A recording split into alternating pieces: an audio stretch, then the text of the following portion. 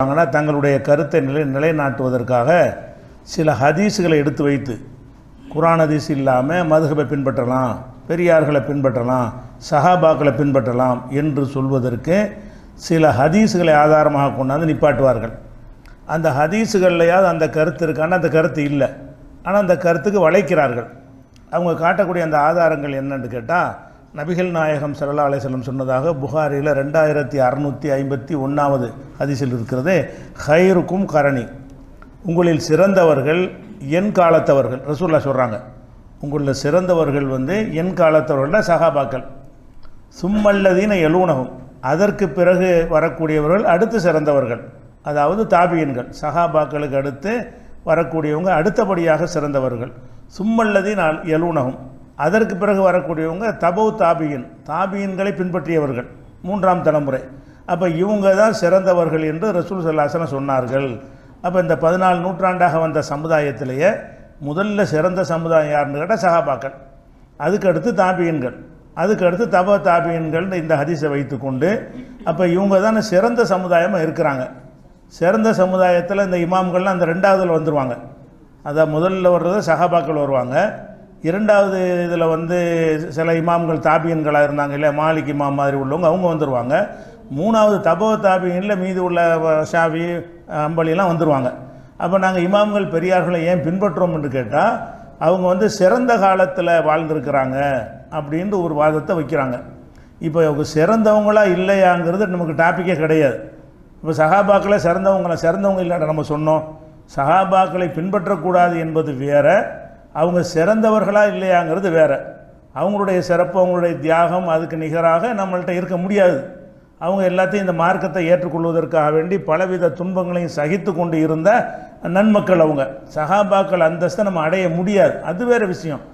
அல்லாஹ்வுக்கு கட்டுப்படுற விஷயத்தில் அவங்களுக்கு கட்டுப்படலாமா, அல்லாஹ் கொடுக்குற அதிகாரத்தை அவங்களுக்கு கொடுக்கலாமா? சிறந்தவர்கள் என்ற காரணத்தினால அவருக்கு அதிகாரம் கிடைச்சிருமா?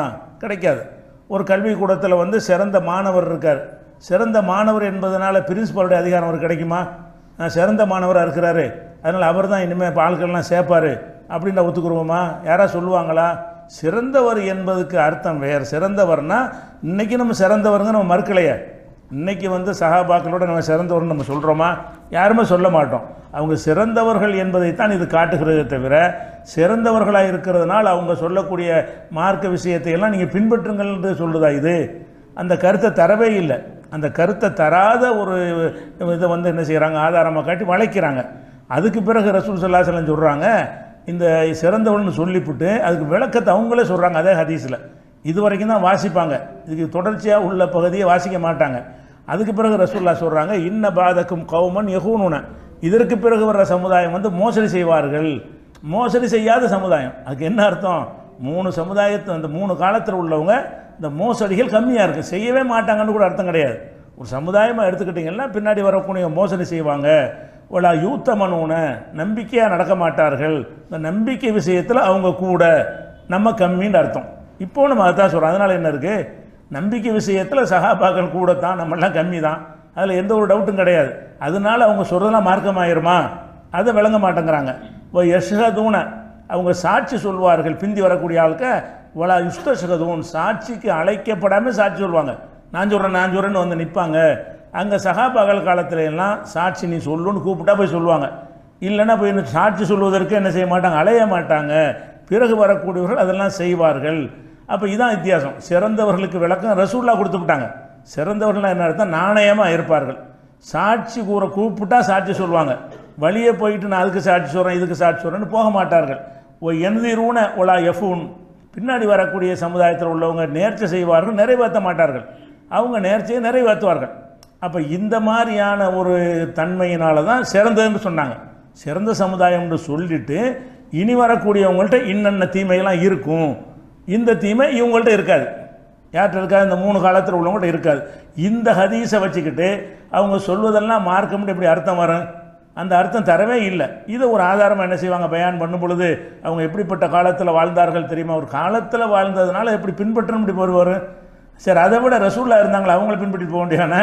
இவங்க சிறந்தவங்கண்டா, இவங்களை விட யார் சிறந்தவங்க? ரசூலுல்லாஹ் சிறந்தவங்க. இப்போ ரசூலுல்லாஹ் பின்பற்றுங்க. சிறந்தவர், அதுக்கு மேலே சிறந்தவர் இல்லாட்டி இவங்களை பின்பற்றலாம். இவங்க சிறந்தவங்க, இவங்களுக்கு மேலே சிறந்தவங்க யார்?